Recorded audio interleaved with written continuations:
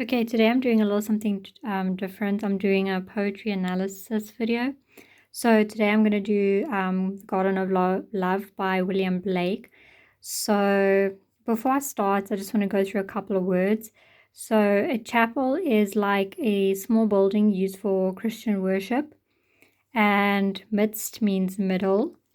And then you have writ, which is basically written, but it's also interesting because it's like a form of a written command that's like very authoritative, and it's associated with law and authority. So it's kind of like religious authority um, that they wrote "Thou shalt not" on the door, if that makes any sense. Um, and then they also say binding.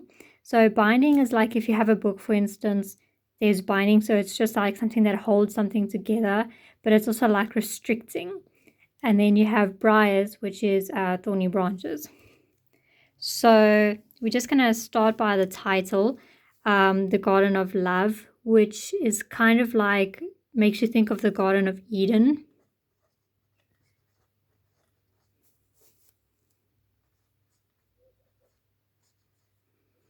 In the sense that it was like a normal garden, and it led to the fallout of humankind.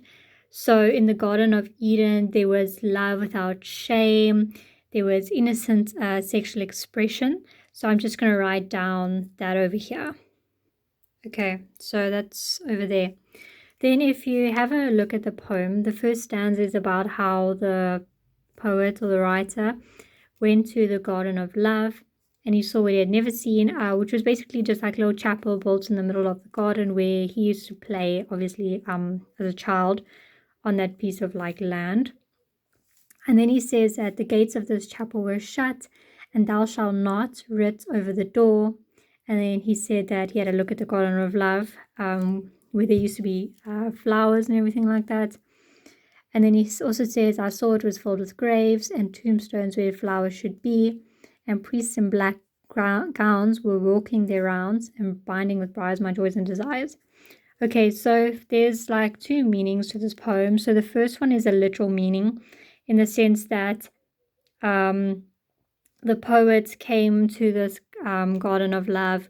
There was a church there. So it's just like how, time passes.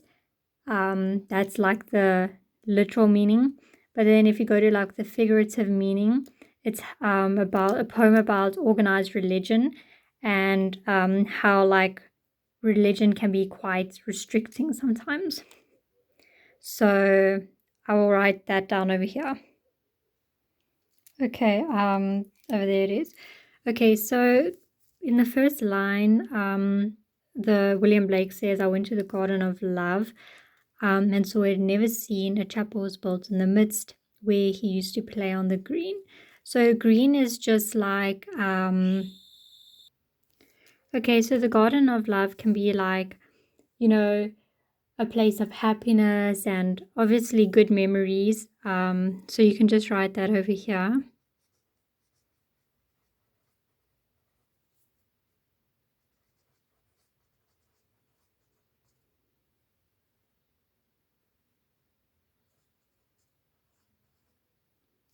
Okay, and then he says he saw it never seen a chapel. So the chapel can be a symbol of religion, and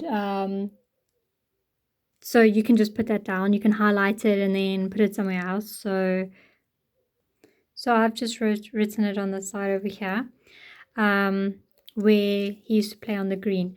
So in this stanza, you can see how religion has kind of like, in a sense, it's kind of taken away from the beauty of this piece of land. It could also be how religion just kind of like puts a stop to, or in this case, puts a stop to happiness, and it just takes away what you really enjoy. You can take that away from that stanza. Then if you go to stanza 2, it says, and the gates of this chapel were shut. So Shut is like quite a harsh word if you say it.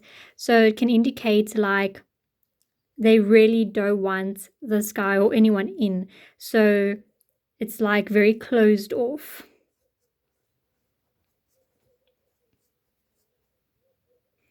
And they're also like excluding you.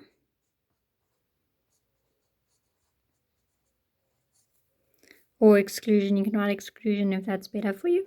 And then thou shalt not written over the door. So thou shalt not is like an allusion to the 10 commandments that basically you should live by, and what you can and can't do. So thou shalt not symbolizes the 10 commandments. Then if you go to the next line, it says, so I turned to the garden of love that so many sweet flowers bore. So basically, like the poet's just saying that there's no more like life in this garden. So you can write that down. But it's also like kind of saying that religion, or in this case, in this poem, if you're looking at it from the figurative meaning, flowers are like life, and by the chapel and the church being here, flowers don't grow here anymore. So it's kind of like saying how organized religion can just take away from your life, and it like kind of just puts a stop to this like sweet, free life that you're living. And then if the next line says, and I saw it was filled with graves. So graves and tombstones is a symbol of death. And then the next line says, and tombstones where flowers should be. So once again, like because of this church being here, there's no life. You can't express this life that you'd like. Then it says, and priests in black gowns were walking their rounds, and binding with briars my joys and desires. So binding once again is restricting, and briars is thorns, which is an allusion to the crown of thorns that Jesus wore.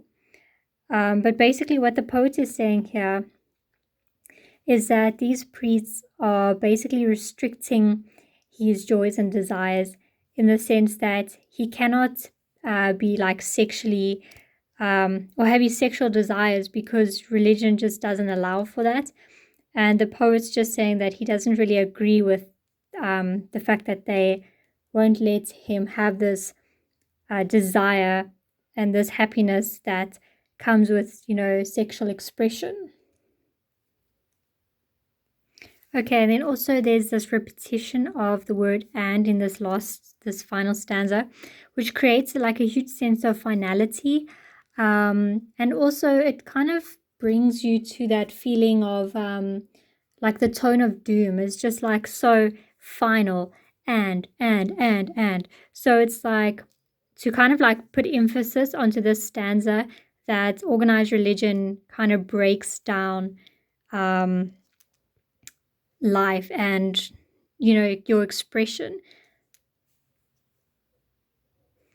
Okay, so also if you have a further look at this over here, the priests are so like involved in walking their rounds that they don't even notice the poet outside, which you can kind of take as a sense that there is no place for like an outsider in organized religion. Like, they don't have time for things that doesn't involve them, and they're too busy wrapped up in their own doings to notice what's going on the outside. And then also you have a garden of love. So by this chapel being built on this piece of land, there's no like place for love anymore. And that's also like how the poet is saying, like they put they just stop this love and this desire and this happiness by all the rules that you've got to follow. So you can't be your own person because everything is just put to a stop. There's rules, and and you kind of have to follow those rules if you're going to be part of this religion. Okay, so if you have a look at the rhyme scheme of this poem as well, it's an A, B, C, B rhyme scheme, rhyme scheme for the first two quatrains. And then if you get to the last stanza, you'll see that it's an A, B, C, D rhyme scheme. So there's no rhyme. And that's because it's supposed to like emphasize the death and decay that comes with not being able to, express yourself in terms of sexuality and just like what you want to do yourself. So this poem has quite a harsh and critical tone.